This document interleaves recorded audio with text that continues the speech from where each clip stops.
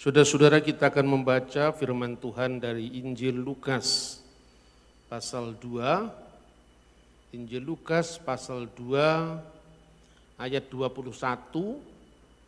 Kemudian kita sambung dengan ayat 41 sampai dengan ayat 52. Demikian firman Tuhan.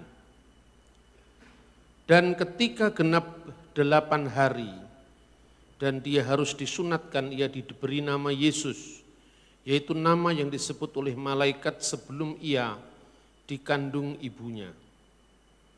Tiap-tiap tahun orang tua Yesus pergi ke Yerusalem pada hari raya Paskah. Ketika Yesus berumur 12 tahun, pergilah mereka ke Yerusalem seperti yang lazim pada hari raya itu.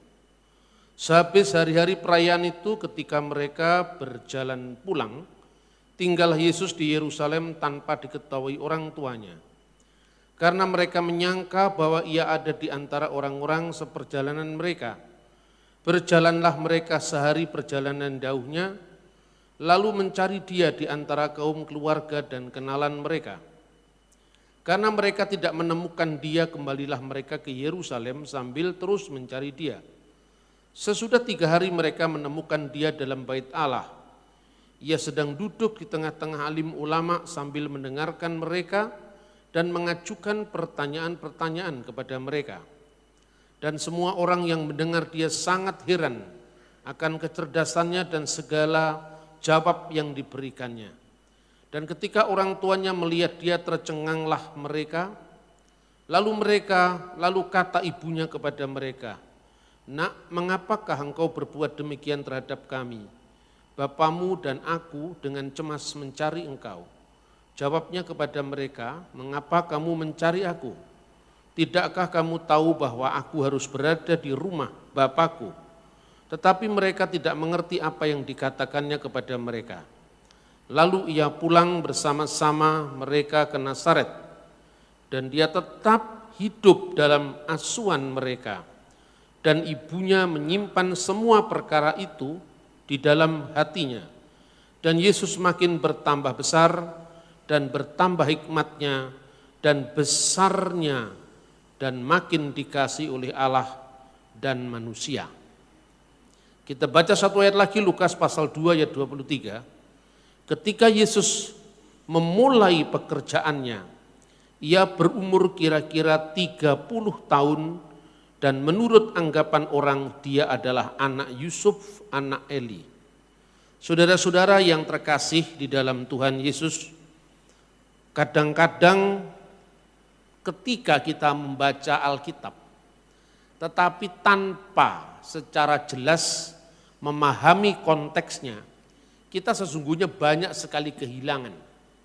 Kehilangan periode-periode yang sangat penting dalam kehidupan Yesus, hanya karena kita tidak membaca konteks itu, tidak membaca teks di dalam konteks. Misalnya ya, kita tidak pernah mengetahui siapa yang menulis Injil pertama kalau hanya membaca Alkitab yang tertulis. Kita tidak tahu siapa penulis Injil kedua, Injil ketiga, Injil keempat, dan Kisah Para Rasul tanpa kita memahami konteks. Kenapa? Karena berbeda dengan surat Petrus, surat Yohanes itu ada judulnya. Ya, di situ misalnya surat Petrus yang pertama kepada surat Paulus yang pertama kepada jemaat di Korintus. Dari Paulus dan seterusnya, ada alamatnya di ayat-ayat pasal itu. Tetapi Matius, Markus, Lukas, Yohanes, dan Kisah Rasul tidak ada. Dari pasal pertama sampai pasal terakhir, misalnya Injil Matius pasal 1 sampai 28, tidak ada yang menegaskan dalam teks itu bahwa Injil itu ditulis oleh Matius. Injil kedua ditulis oleh Markus. Dari mana kita tahu? Dari judulnya Alkitab. Masalahnya judul itu tidak ada di dalam teks aslinya. Itu ditambahkan oleh lembaga Alkitab. Lalu dari mana kita tahu? Itu ditulis Matius, Dan kenapa gereja percaya sepanjang abad bahwa itu tulisan Matius? Kita tahunya dari tulisan bapak-bapak gereja. Tetapi ini bukan bapak gereja dari abad 16. Kalau dari abad 16 kan sudah selisih 1600 tahun. Kalau seandainya Calvin atau Luther yang percaya itu, saya enggak percaya. Karena apa? Jaraknya sudah 1500 tahun sekalipun orang saleh. Sekalipun Luther orang baik, Calvin orang baik, tapi secara historis tidak memenuhi syarat. Karena jaraknya 1500 tahun. Tapi karena yang nulis itu bapak gereja yang muridnya Rasul sendiri, maka kita percaya. Karena ada kesinambungan sejarah tanpa putus. Dari murid-muridnya para rasul itulah, misalnya kita mengenal Papias. Papias itu muridnya Yohanes. Dan bukunya ditemukan yang namanya The Fragment of Papias. Kita bisa mengetahui bahwa para rasul itu siapa yang menulis kitab perjanjian baru. Dari Ignatius Antioquia, yang tidak lain muridnya Petrus dan muridnya Paulus, muridnya Yohanes, kita tahu siapa yang menulis Injil-Injil itu. Karena mereka semua adalah saksi mata. Saya sering membuat guyon parikeno, guyonan itu sebetulnya. Tapi itu serius itu. Siapakah yang lebih Anda percayai ketika Anda ditanya, apakah Diponegoro lebih suka makan gudeg atau makan rawon? Sekalipun ada ahli sejarah yang memang pakar dalam penelitian Diponegoro, misalnya Profesor Peter Carey. Tetapi jaraknya itu sangat jauh. Seandainya Anda mendapatkan informasi dari Kiai Mojo atau Sentot Prawirodirjo, pasti semua kita percaya. Karena Sentot Prawirodirjo, Kiai Mojo pernah makan bareng sama Diponegoro. Sementara Peter Carey sekalipun dia sejarawan hebat dari Inggris, tapi dia tidak pernah hidup sejaman dengan Diponegoro. Nah, dengan metode seperti itu, gereja sepanjang abad tidak hanya meyakini, tapi membuktikan bahwa Injil-Injil yang sampai kepada kita itu akurat, itu asli. Bukan sekedar dibuktikan oleh siapa yang menulis, menurut catatan muridnya sang penulis sendiri, tetapi juga fragmen-fragmen naskah-naskah asli lengkap sampai kepada kita dengan jarak yang hanya belasan tahun dari masa penulisnya dan naskah tertua yang ditemukannya. Nah, inilah keunggulan kitab suci. Nah, tentu keunggulan semacam ini tidak bisa hanya dikalahkan oleh klaim. Misalnya, Nabi Joseph Smith adalah nabi terakhir. Karena dalam urutan waktu dia baru muncul abad 19. Dan menurut kitab Mormon yang diwahyukan malaikat kepada Joseph Smith, kita tentu tidak percaya karena itu kan klaimnya orang Mormon. Ya kan? Jadi tidak mungkin wahyu terakhir itu mengklaim, membatalkan sejarah. Lah kadang-kadang orang beragama itu saking salehnya, maka seringkali berbuat salah. Kesalehan itu yang membuat kita-kita ini sering berbuat salah karena apa? Begitu isunya sudah berkaitan dengan agama, wahyu, firman itu kita tidak berani bantah. Kalau itu di dalam gereja tidak apa-apa. Tapi kalau itu di luar gereja, siapa yang bisa membedakan antara lalang dengan gandum? Kalau kita tidak memiliki tolok ukur untuk membedakan roh seperti yang dikatakan dalam Alkitab sendiri. Nah, begitu juga ayat-ayat yang kita baca ini. Yesus kelahirannya diceritakan.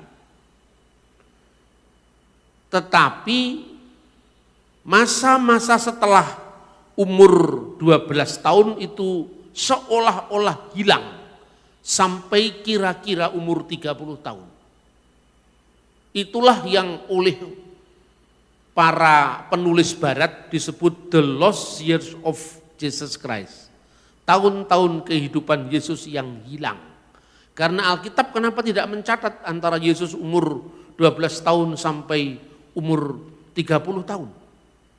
Kalau itu penting, kenapa Alkitab melalaikan itu?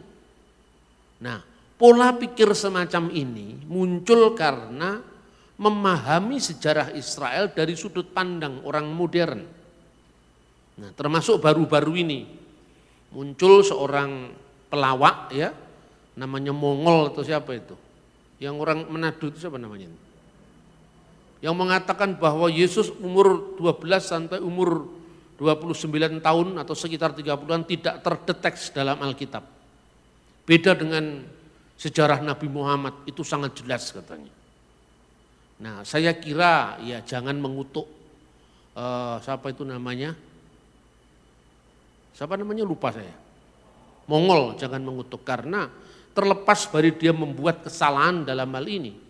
Tetapi pengalamannya dia bagaimana dia lepas dari gereja setan. Itu kita harus belajar dari sana. Nah, itulah salah satu kejelekan dunia medsos. Ketika seorang membuat satu kesalahan, segala macam yang baik dari dia kita hapus. Itu yang namanya hantam kromoisme. Saya harus mengatakan, seumpama saya disuruh dan ditanya bagaimana melayani orang-orang dari gereja setan, mungkin saya tidak tahu sebanyak pengetahuan dia tentang satanic church itu. Karena dia pernah menjadi pengikutnya, sampai kemudian dia punya pengalaman bagaimana dia bertobat lepas dari jeratan gereja Mormon, gereja setan itu. Saya tidak punya pengalaman itu. Tetapi kesalahan dia jangan mengomentari hal yang dia tidak pahami. Apalagi memasuki agama lain. Lalu orang-orang Kristen pada emosi, ya kan? Karena seolah-olah Yesus itu sejarahnya tidak jelas, tidak sejelas sejarahnya Nabi Muhammad. Gitu kira-kira seperti itu. Saya sendiri melihat ini kenapa kok jadi rame seperti ini, gaduh seperti ini. Kalau misalnya Mongol itu salah, ya cukup saja diberi koreksian tanpa harus misalnya memberikan judul-judul yang bombastis, nama saya lagi yang disebut. Bambang Nursena mengkoreksi dan bahasanya seolah-olah mengadu saya sama beliau dan itu salah. Manusia itu tidak ada yang sempurna, saudara-saudara. Kalau dia punya pengetahuan baik di satu pihak, tentu dalam pengetahuan yang lain dia kurang, itu yang kita yang harus membenarkan. Tapi tidak usah harus diadili di medsos seperti itu. Itu kan membuat gaduh dan akhirnya persekutuan tubuh Kristus akan terganggu. Karena pihak lain di luar Kristen memanfaatkan itu untuk menyerang seolah-olah iman Kristen itu tidak jelas. Gitu loh kira-kira. Makanya bertanggung jawablah menggunakan medsos. Jangan malah itu menjadi sarana setan untuk mengadu domba umat Kristen sendiri.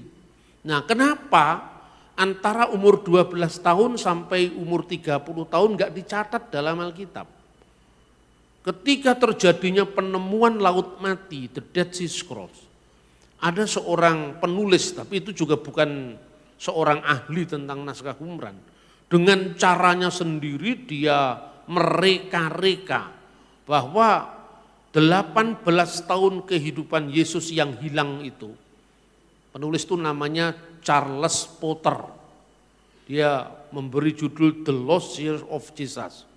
Tahun-tahun kehidupan yang hilang dari Yesus ternyata sudah ditemukan di paguyuban Esseni di Qumran, Laut Mati, Israel, yang naskah-naskahnya ditemukan sekarang. Lah padahal naskah-naskah yang ditemukan di sana itu naskah Alkitab. Terus apa hubungannya dengan itu pun naskah Alkitab sebelum perjanjian baru. Itu kan zaman perjanjian lama itu. Ya setelah kerajaan Israel itu merdeka di bawah dinasti Makabi atau dinasti Hasmonaim mengalahkan Raja Seleukid dari Syria yang namanya Antiochus Epiphanes IV yang menajiskan bait Allah. antara tanggal 25 bulan Kislev tahun 167 sebelum Masehi, diadakan penajisan bait Allah itu, ya, darah babi dikorbankan di bait suci, patungnya Zeus juga dipasang di sana. Orang Yahudi dilarang untuk melakukan brit milah, sunat. Anak-anaknya tidak boleh disunatkan di situ, maka membangkitkan perlawanan dari keluarga anak-anak Imam Matatias yang dikenal oleh umum sebagai keluarga Makabe. Ya, Makabe itu sebenarnya singkatan Mika Moka Baelim Adonai. Siapakah yang seperti engkau di antara para ilah, ya Tuhan. Jadi Mika Moka Baelim Adonai disingkat Makabe. Nah, dinasti Makabe itu kemudian memenangkan peperangan sama penguasa pagan dari Syria itu, maka pada tanggal 15 bulan Kislev itu sekitar Desember kalau bulan kita, tahun 164 sebelum Masehi, untuk pertama kali dilakukan perayaan Hanukkah. Apa artinya Hanukkah? Hanukkah itu perayaan penahbisan bait suci untuk memperingati kemenangan patriotik Israel yang namanya Makabe family, keluarga Makabe. Makanya kalau Anda pergi ke Israel sekarang ini, selain ada kaki Dian bercabang 7, ada kaki Dian bercabang 9. Kaki Dian bercabang 7 itu adanya dalam kitab Perjanjian Lama, namanya menorah. Tapi kaki Dian bercabang 9 tidak ada dalam Perjanjian Lama, karena terjadi peristiwa itu antara Perjanjian Baru dan Perjanjian Lama. Di kekosongan periode inilah dikenal peristiwa Makabe, dan itulah yang dicatat dalam kitab 1 dan 2 Makabe yang dibaca oleh orang-orang Katolik. Di kalangan orang-orang Protestan itu disebut sebagai intertestamental books. Di kalangan orang Katolik, orang Ortodok itu disebut sebagai Deuterokanonika atau kanon kedua. Itu sejarah, ya. Orang Kristen Protestan tidak mengakuinya sebagai kanon, tapi menghormatinya sebagai devotional book, buku yang membangun. Orang Katolik mengakui sebagai kanon, tapi ditempatkan sebagai kanon kedua setelah kanon pertama, yaitu 39 kitab Perjanjian Lama. Lagi ini aja Kristen Protestan sama Kristen Katolik juga rame. Padahal ini soal sejarah. Makanya saya selalu mengatakan, hilangkan mental sektarian dalam gereja. Kitab-kitab Makabe itu buku-buku sejarah. Kenapa harus dimusuhi hanya karena beda antara Katolik sama Protestan? Nah, peristiwa Makabe ini juga diperingati oleh Yesus. Ketika Anda membaca misalnya kitab Injil Yohanes pasal 10 ayat 22. Yaitu Yesus memperingati penahbisan bait suci, yaitu pada saat musim dingin. Nah, kenapa kaki Diannya bercabang 9? Karena pada saat mereka melakukan perayaan itu, kemungkinan tentara-tentara Antiochus itu masih berkeliling di sekitar Yerusalem yang tidak semuanya atau belum semuanya bisa dikuasai oleh pasukan Makabe. Maka minyak zaitun yang digunakan untuk menyalakan menorah itu hanya untuk sehari. Tapi mereka mungkin tidak bisa mendatangkan minyak itu dari luar Yerusalem, karena tentara Antiochus Epiphanes itu masih menguasai daerah-daerah di luar Yerusalem. Tetapi karena mujizat dari Tuhan, menorah itu kan ada 7, tapi biasanya perayaan Yahudi itu hari terakhir dinamakan Shemoneh Esrei. Shemoneh Aseret, hari terakhir perayaan. Biasanya hari terakhir perayaan itu hari ke-8. Makanya 8 hari perayaan, ya, 8 hari perayaan itu hanya 1 hari minyak zaitunnya. Tapi karena mujizat bisa tahan 8 hari, menorah itu selalu menyala. Lalu mereka berefleksi, dari mana sumber dari nyala minyak zaitun itu. Makanya dia mengatakan itu pasti pertolongan dari Tuhan Allah Israel. Maka 4 yang di kanan, 4 yang di kiri, ada kaki Dian, yang di tengah itu menonjol lebih tinggi, itu namanya Samas. Nah sampai hari ini orang Yahudi memperingati itu. Kalau Anda datang ke Israel kira-kira bulan Desember, itu biasanya lilin-lilin menorah, biasanya berdampingan dengan lilin-lilin Natal, lilin-lilin Hanukiah, lilin-lilin Hanukiah berdampingan dengan terang dari cahaya pohon Natal. Sampai ada orang-orang Kristen tertentu dari kalangan keturunan Yahudi yang merayakan Krisnuka, antara Christmas dan Hanukkah. Karena persis sama itu simbol-simbolnya. Dan menurut data gereja kuno, Yesus dilahirkan pada perayaan Hanukkah. Itu data kira-kira dari tahun 189 Masehi. Jadi kekristenan itu memiliki sejarah yang sangat kuat. Kalau yang seperti ini kita tidak pernah baca, makanya kemudian banyak orang bingung. Di mana Yesus umur 12 tahun sampai umur 30 tahun, kok tidak terdeteksi dalam Alkitab gitu kan. Nah dari mana kita tahu sumbernya? Saya itu memberi ceramah seperti ini udah kira-kira ya sekitar awal tahun 2000-an ketika saya menulis buku yang berjudul Menuju Dialog Teologis Kristen Islam. Jadi jauh sebelumnya Pak Mongol itu bikin statement yang digoreng sama orang-orang di luar Kristen untuk menyerang kekristenan. Ketika saya menulis buku Menuju Dialog Teologis Kristen Islam yang diberi wacana mitra atau semacam pengantar catatan oleh Profesor Dr. Kiai Haji Said Agil Sirot. Jadi saya itu nulis buku kayak buku-buku begini nih ya. Ini kan bukan bacaan orang Kristen semata. Saya ini perlahan saya melintas batas. Anda lihat buku-buku saya itu ada yang dikasih kata pengantar Gus Dur, ada yang dikasih kata pengantar Kiai Said Agil. Nah padahal ketika itu saya nulis tentang iman Kristen, saya nulis tentang keilahian Yesus, saya menulis tentang Trinitas. Karena pola saya merayakan perbedaan. Orang tidak menerima yang saya sampaikan, saya hormati. Tapi kalau menerima ya puji Tuhan kan gitu kan. Kita kan tidak pernah diajar Tuhan untuk meneror dan memaksa orang. Karena ada pilihan bebas setiap orang untuk memahami dan mengerti kebenaran.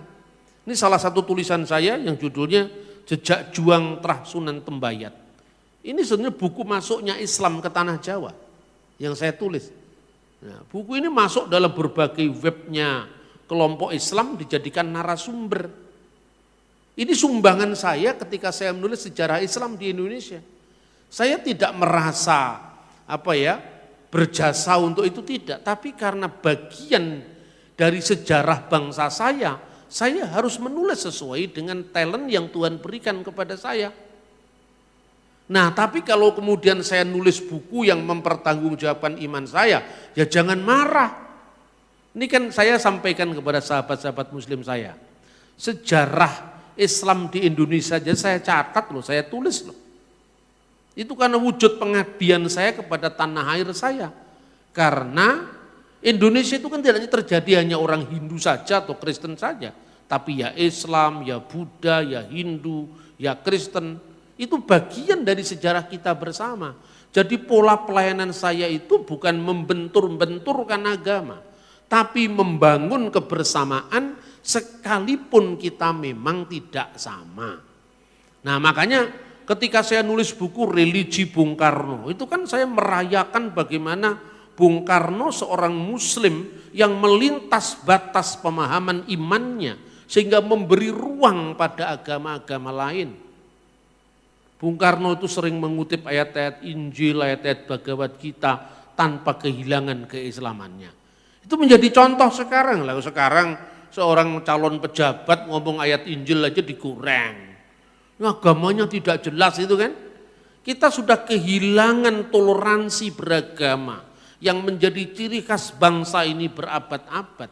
Ketika dunia masih perang salib, kita sudah punya Bhinneka Tunggal Ika Tandhana Dharma Mangrua. Itu tahun berapa? 1385 Masehi. Itu kan masih perang salib itu di Eropa sama di Timur Tengah.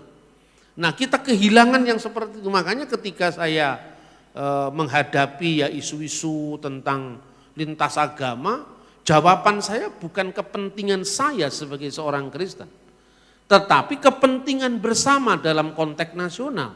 Tetapi ketika kamu salah paham dengan saya, lalu saya jawab, ya jangan marah, itu bagian dari iman saya kok. Tapi puji Tuhan, ketika saya disalahpahami oleh orang-orang yang dikenal sebagai kelompok kadrun itu, ya, itu yang bela saya juga teman-teman muslim saya yang selama ini bersahabat baik dengan saya. Misalnya, itu tidak tahu di YouTube kan itu ceramah saya di MPR. Ya, kebetulan saya ini menjadi salah satu dari narasumber 4 pilar MPR. Dulu zamannya Pak Profesor Dr. Ahmad Syafi'i Ma'arif almarhum, kemudian Pak Azumati Azra, kemudian saya sendiri, Romo Magnis Suseno, kemudian ada banyak tokoh-tokoh nasional ya, Jimli Asidiki, itu tahun 2011. Kemudian diangkat jadi dokumen menjadi 4 pilar itu. Anda baca itu buku yang diterbitkan MPR itu kan di situ ada nama saya, salah satu narasumber Bambang Nursena. Nah itu ada. Nah saya sedang bicara di forum MPR sama Pak Mahfud MD. Anda bisa lihat itu di YouTube kan banyak beredar itu. Tidak tahu channel siapa yang memuat itu. Anda lihat bagaimana komentar netizen di bawah itu. Bambang Nursena, Tuhanmu itu 3. Kamu ini orang pinter tapi kok masih nyembah manusia, ya gitu-gitu itu. Itulah situasi Indonesia. Terus saya kadang-kadang mikir, separah inikah bangsa saya? Saya tidak pernah utak-atik soal Islam, kenapa mereka marah sama saya? Padahal saya nulis buku Jejak Juang Terasunan Tembayat ini bicara Islam. Ini sumbangan saya terhadap sejarah Islam. Saya nulis buku tentang religi dan religiositas Bung Karno, itu sumbangan saya terhadap sejarah nasionalisme. Ya, yang baca tulisan saya kan bukan hanya orang Kristen, orang-orang Muslim, orang-orang semua menjadikan itu sebagai referensi dalam menulis tesis, dalam menulis disertasi bahkan. Saya tidak pernah hitung-hitungan untuk bicara karena saya Kristen, ya kamu tidak boleh mengutip saya, enggak ada yang seperti itu. Karena bagian dari pengabdian saya sebagai anak bangsa. Nah tapi ya orang itu ya begitu fanatiknya sampai ya seperti itu yang saya baca sekarang. Maka kalau orang mendengar ceramah saya tentang pokoknya iman Kristen itu, ini kata mereka harus salah. Nah sebagai orang Kristen saya mengangkat suara menyatakan salahnya di mana? Kamu menuduh Alkitab saya palsu, lu naskahnya aja ribuan tahun tersisa, masih terpelihara sampai hari ini kok Anda mengatakan itu salah di mana? Itu pun saya tidak nyinggung agama lain. Saya tidak pernah menjelek-jelekan kitabnya orang lain. Kenapa kok marah? Saya kadang-kadang bergumul itu sudah lama saya bergumul. Kenapa orang menyatakan sesuatu yang benar selalu dimusuhi? Saya tidak ekstrim kan? Mana pernah saya mempersoalkan nabinya orang, kitabnya orang, kan tidak pernah, saya tidak ekstrim.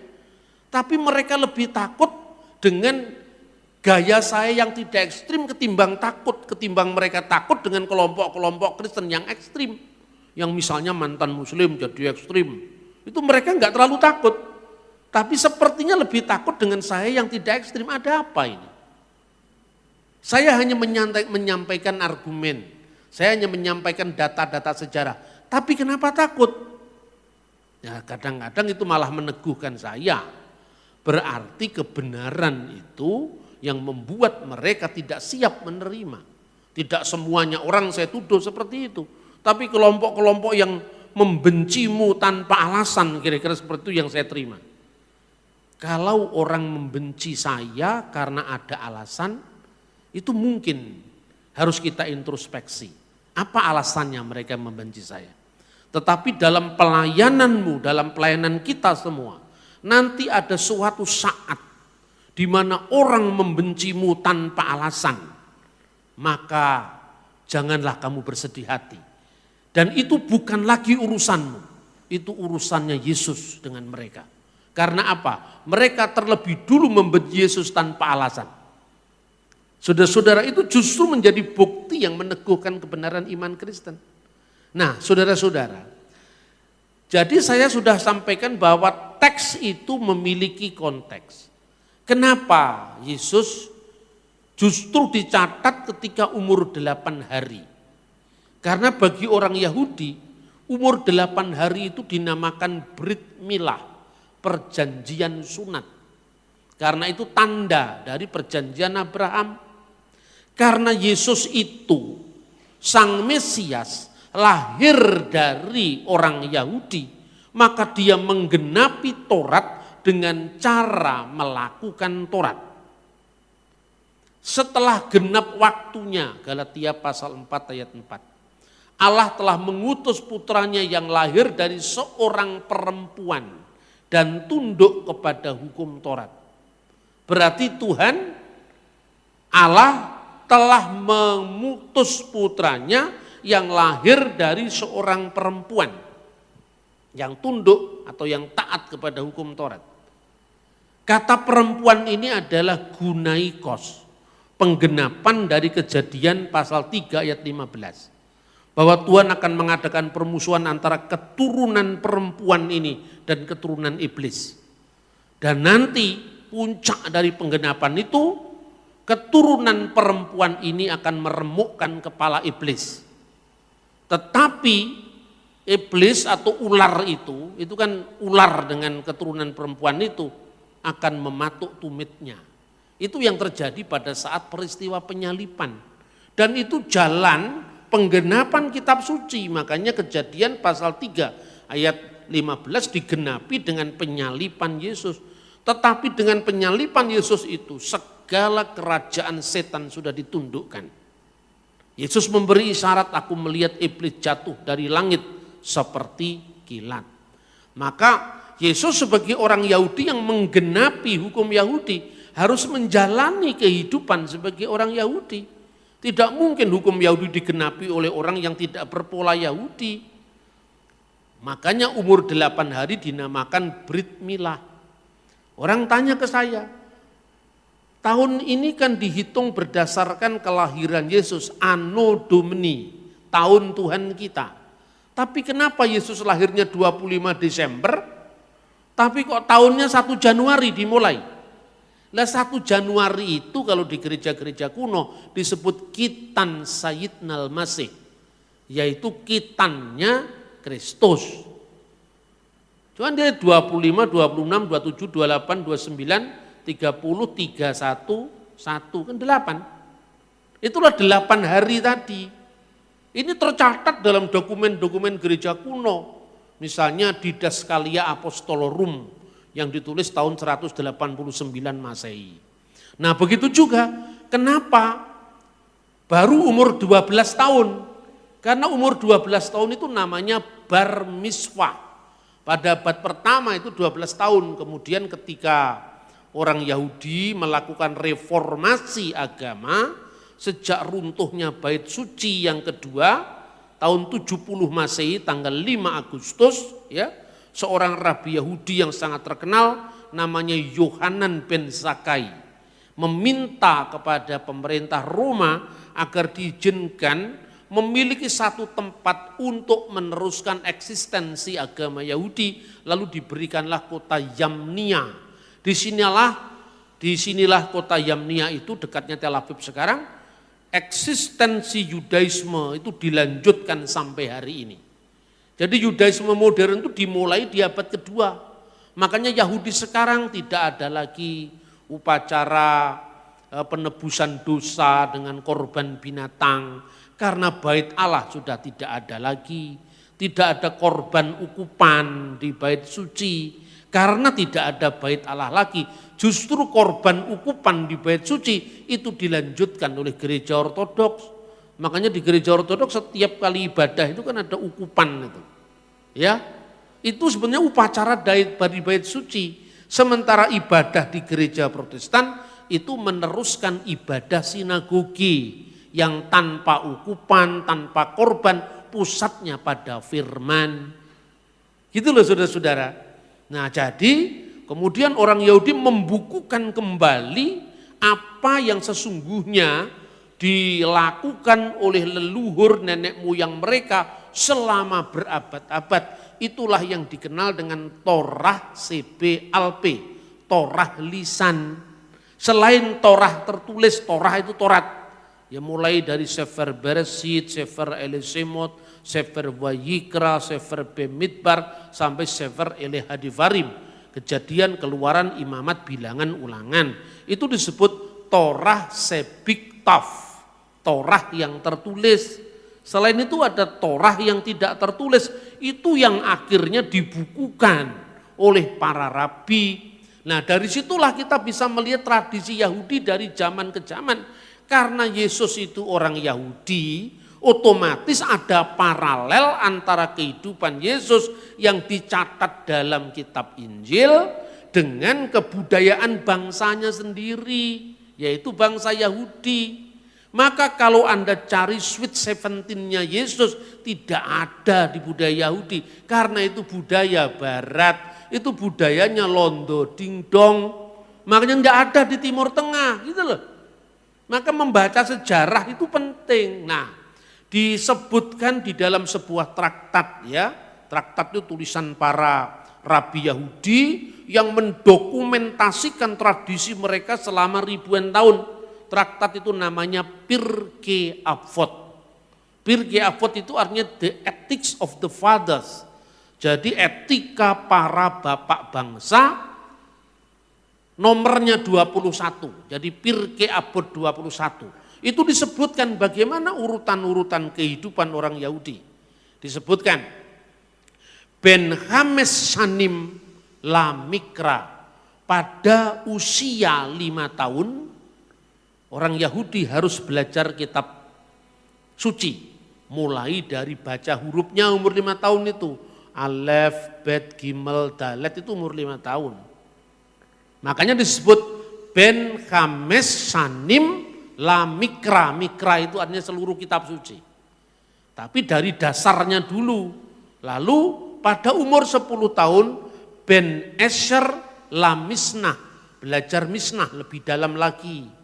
Ya, misalnya kemudian pada usia ya ini 13 tahun di zaman Yesus usia 12 tahun Ben Hames Esreh La Talmud. Jadi pada usia 15 tahun dia belajar Talmud, tapi sebelumnya pada usia 13 tahun belajar hukum, jadi menjadi anak hukum, misfot, bar miswah. Ketika umur 12 tahun itu mereka naik ke Bema, naik ke tempat yang lebih tinggi, disitulah dia menerima hukum Taurat. Nah karena untuk bar miswah itulah Yesus dibawa oleh Bunda Maria dan Yusuf ke bait suci. Karena sejak umur itu Yesus menerima hukum Taurat, karena Yesus secara manusia sebagai orang Yahudi, baru kemudian tadi yang saya sampaikan, pada umur 15 tahun belajar Talmud. Ben Hames Esreh La Talmud. Talmud itu tadi termasuk Torah lisan tadi, termasuk buku yang kita baca ini. Kemudian Ben Shemoneh Esreh La Kupah. Pada umur 18 tahun usia untuk kanopi itu kanopi pernikahan. Usia 18 tahun itu orang Yahudi biasanya usia minimum untuk dia menikah. Umur 18 tahun. Baru kemudian umur 20 tahun Ben Esrim Lirdov. Umur 20 tahun itu usia di mana seorang Yahudi itu dianggap cakap untuk mencari kerja, mencari pekerjaan. Karena secara fisik dia sudah dianggap memenuhi syarat. Makanya di Israel modern ini wajib militer umur 20 tahun. Jadi ini punya tradisi, punya kebudayaan yang sangat kuat dari zaman dulu sampai sekarang. Kemudian setelah umur 20 tahun, umur 30 tahun baru muncul. Ben Selosim Lakoa. Pada umur 30 tahun dia dianggap usia yang memiliki kekuatan. Ya usia 30 tahun. Kemudian berikutnya lagi Ben Arbaim Labinah. Pada umur 40 tahun itu usia bijaksana. Kenapa umur 30 tahun disebut sebagai usia kuat secara fisik maupun psikis? Makanya seorang Yahudi boleh mengajar di depan umum sekitar 30 tahun. Sebelum itu tidak boleh muncul, umur 20 tahun ngajar nggak boleh. Umur 30 tahun dia boleh ngajar di depan umum. Itu ketentuan dari kebudayaan orang Yahudi. Umur 40 tahun dia disebut sebagai usia untuk binah, bijaksana.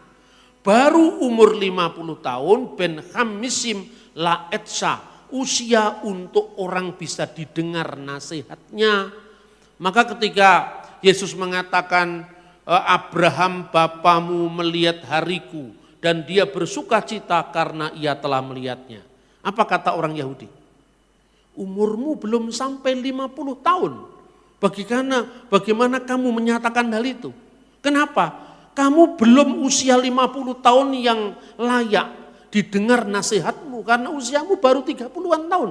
Bagaimana kamu mengatakan hal itu? Itu karena memang ada dokumennya di mana orang Yahudi itu boleh memberi nasihat, didengar fatwanya, didengar petuahnya ketika umur 30 tahun. Makanya ketika sensus bangsa Israel di padang gurun, di kitab Bilangan, ambillah anak-anak antara usia 30 tahun sampai 50 tahun bertugas di kemah suci, ya kan? Karena apa? Itu ada usia-usia yang sudah dijadikan patokan oleh orang Yahudi dari abad ke abad, mulai dari zaman Musa sampai hari ini. Makanya tidak perlu tahu Sweet 17 Yesus di mana. Itu bukan budaya orang Yahudi. Lah ini kan salah kan? Wah, kelihatannya dia hanya Alkitab, tapi keliru karena membaca Alkitab menurut kebudayaan orang Barat, menurut kebudayaan drama Korea. Akhirnya keliru semua karena apa? Yesus bukan orang Korea, Yesus bukan orang Jawa, Yesus bukan orang Barat, ya kan? Nanti ulah seneng-seneng pada drama Korea. Alkitab dimaknai sebagai budaya Korea, itu kan keliru. Itu namanya bukan eksegese tapi eisegese, memasukkan makna Anda dalam teks dan tidak tahu konteksnya diisi dengan kebudayaan non kitab suci, bukan kebudayaan Yahudi. Jadi ungkapan setelah genap waktunya Allah mengutus anaknya yang lahir dari seorang perempuan dan tunduk kepada hukum Taurat itu bukan kebetulan, itu pola penggenapan yang oleh Allah tuntun atas bangsa Israel yang digenapi dengan kedatangan Sang Kristus. Lalu berikutnya supaya lengkap ini, Ben Sisim Lasikna pada usia 60 tahun itu usia di mana dia dianggap mulai tua. Jadi kalau saya ini belum 60 tahun itu belum tua. Nanti kalau sudah 60 tahun siknah itu usia kematangan orang tua. Kalau orang Jawa menyebut itu swida itu artinya. Usia matang, itu umur 60 tahun. Kemudian usia 70 tahun, ini semua ada ayatnya dalam Alkitab. Hanya karena kita tidak tahu saja. Ben Sifim la Seifah. Umur 70 tahun itu sempurna dalam usia. Kenapa? Karena umur manusia adalah 70 tahun. Itu di dalam Mazmur pasal 90, ya kan? Lalu usia 80 tahun itu disebut Gevura. Ya Ben Shemonim la Gevura. Usia tambahan kekuatan. Dan apabila kuat 80 tahun, ya kan? 70 tahun itu usia manusia yang dianggap sebagai usia sempurna. Ya karena manusia setelah zaman Musa seperti doanya dalam Mazmur 90 itu, manusia berumur 70 tahun. Kalau kuat 80 tahun, maka usia 70 tahun disebut seifah. Sempurnanya usia. Selanjutnya kalau kita diberi kekuatan itu bonus. Makanya disebut pada usia ben semonim la gevurah, gebulah itu agung, besar. Besar karena apa? Semata-mata karena tambahan yang Tuhan berikan, tambahan kekuatan dari Tuhan. Lalu usia 90 tahun, itu disebut bentis im lasu'ah, usia mulai bengkok. Nah, buktikan sendiri. Nanti kalau usia 90 tahun kan sudah mulai ini. 90 tahun usia bengkok. Kecuali kalau Anda olahraga mungkin agak ditunda sedikit. Ya toh? Ini Pak Pendeta ngajari saya supaya olahraga, supaya nanti menjelang sweet saya masih tetap kuat. Doakan saya, saudara-saudara. Amin. Dan kemudian baru usia purna, itu usia 100 tahun katanya. Ben mi'ah, mi'ah itu 100. Bahasa Arabnya mi'ah. Ben mi'ah ke ilu med ve afar ufatel min haulam. Usia 100 itu seperti mati, mati dalam hidup katanya. Hidup dalam mati.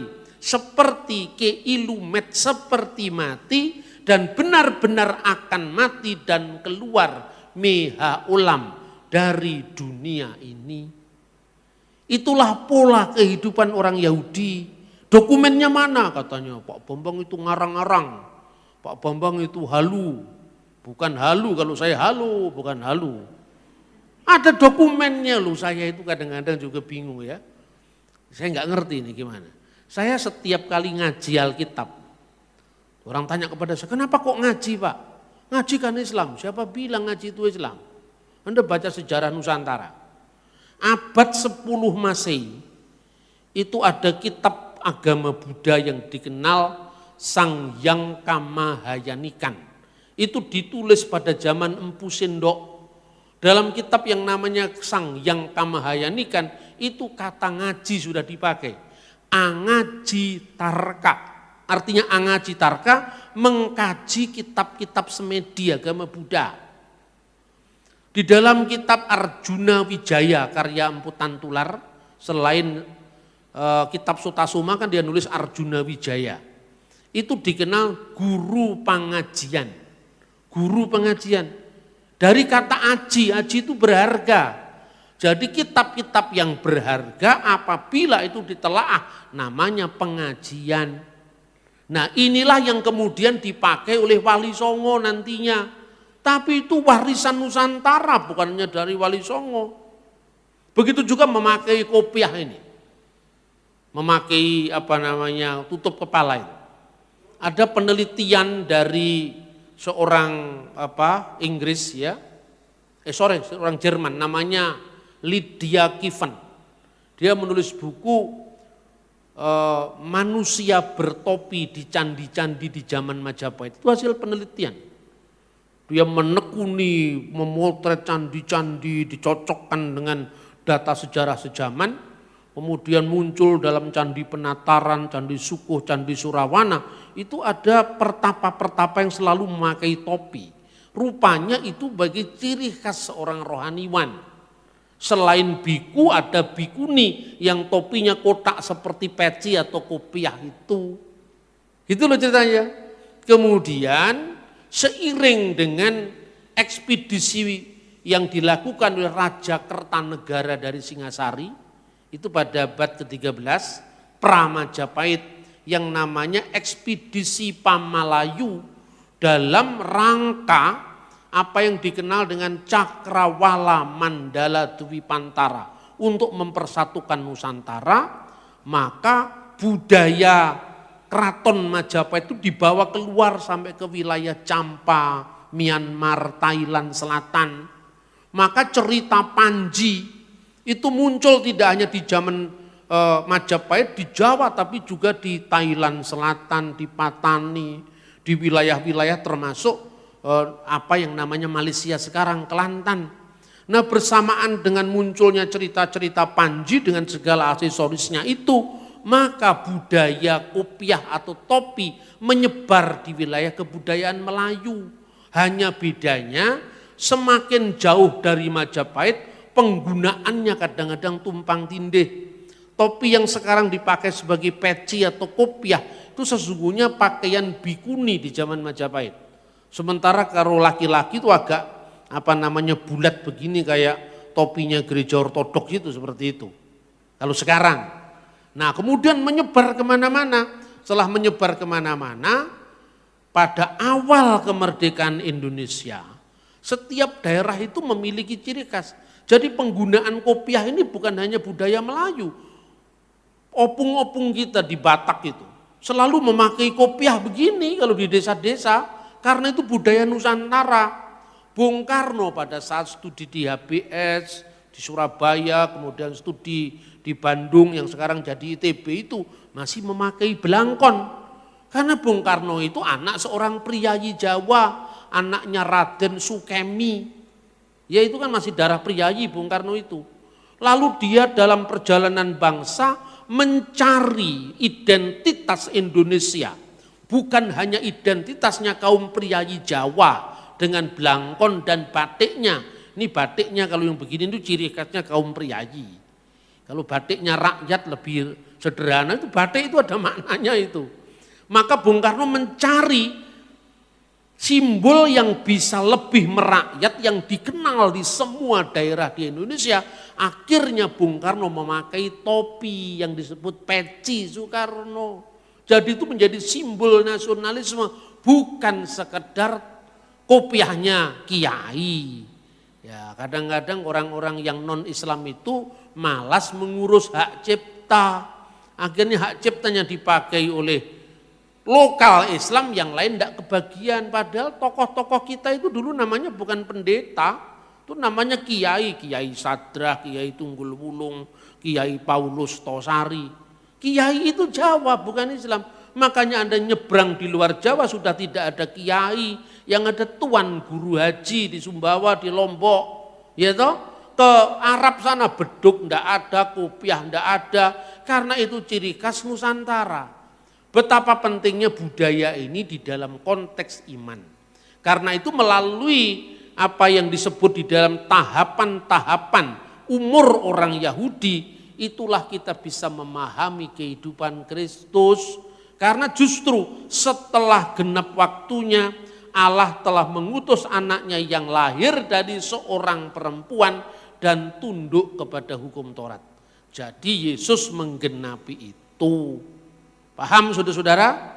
Nanti berikutnya kan saya teruskan. Kenapa di gereja ada dua tradisi? Ya, apakah Trinitas itu yang karena tidak ada judulnya di Alkitab itu salah? Lalu bagaimana kehidupan gereja mula-mula agar kita ini tidak hanya dari Alkitab di abad pertama langsung lompat di Luther abad 16. Akibatnya apa? Karena kekosongan yang enggak terisi sejarahnya, demit-demit lebih rajin mengisi itu. Lalu nuduh-nuduh Yesus baru jadi Tuhan tahun 325 itu karena karya demit-demit itu. Yang karena apa? Karena kita tidak setia pada warisan sejarah kita, maka diisi oleh orang lain. Kiranya kesinambungan sejarah kitab suci, para rasul, muridnya para rasul, murid dari muridnya para rasul, itu menjadi bukti bahwa firman Allah sungguh ya dan amin. Tuhan memberkati kita. Shalom alaikum beshem hamasyah. Amin.